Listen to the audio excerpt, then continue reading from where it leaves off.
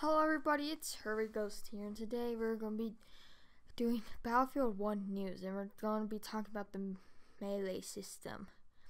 So, I'm going to read this article right now. From crew to spike clubs to bayonet charge in Battlefield 1, melee combat is deeper and more varied than ever. Few Battlefield moments are as rewarding as finishing off the opposing player with a takedown, and we wanted to leverage that in Battlefield 1, while emphasizing the role that melee combat played in World War I.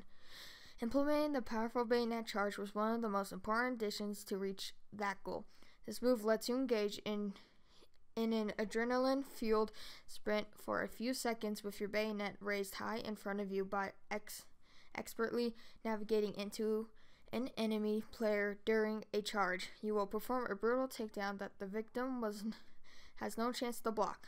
During the charge, you will benefit from faster sprint speed than normal and a slight damage reduction from incoming gunfire. Your adrenaline really takes over. However, charging headfirst is risky. Your loud scream will alert enemies. Your turn speed is limited, and a failed bayonet charge also leaves you unable to sprint for the duration of its cooldown. Equipping a bayonet to your primary weapon also affects the recoil of your weapon and how quickly you can raise your weapon to a fire-ready position after a sprint. Picking a bayonet also means that you will indirectly forego other add-ons that you could have equipped instead. Plus, the bayonet isn't the only upgrade melee option in Battlefield 1. Since the inception of knife takedowns in Battlefield 3, melee combat has been an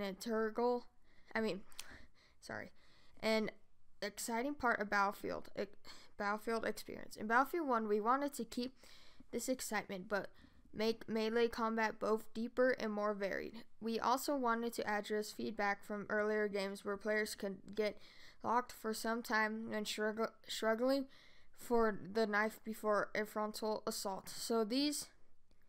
So these types of struggles are removed from the game. The World War I setting also opened up for a lot of unique choices in the types of melee weapons employed, from medieval type maces to shovels, pickaxes, cavalry swords, and more, and we have made sure to reflect that in your arsenal.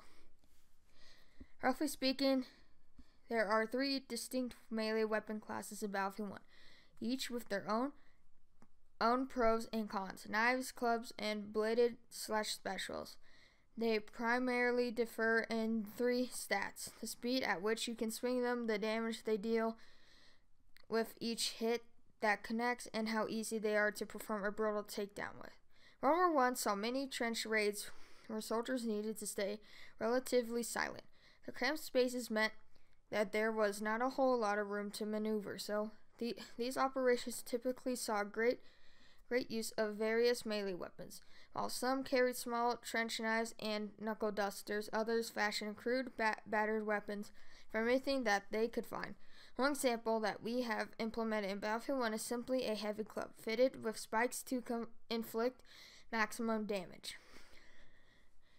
So while a knife, for example, deals a low amount of damage, it is by far the quickest to perform consecutive swings with, and it has a much bigger takedown zone than other melee weapon types.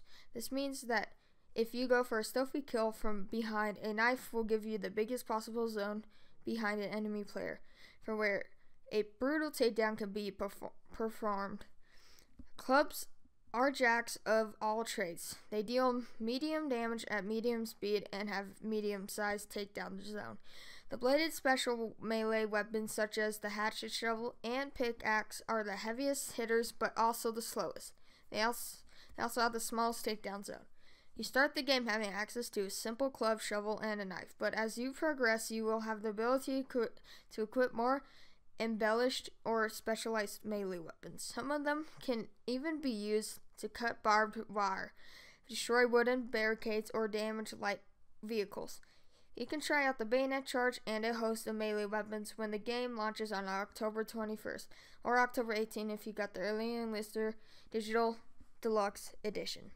So, I got the Early Enlister Digital Deluxe Edition, so I'll be playing it October 18th. Stay tuned for those videos. So yeah, so hopefully you guys understood the news that I read off.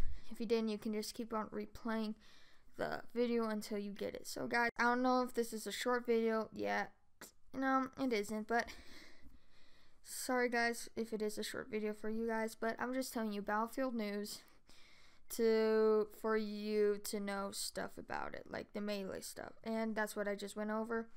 Maybe tomorrow I'll be doing another thing, like another news updates on something.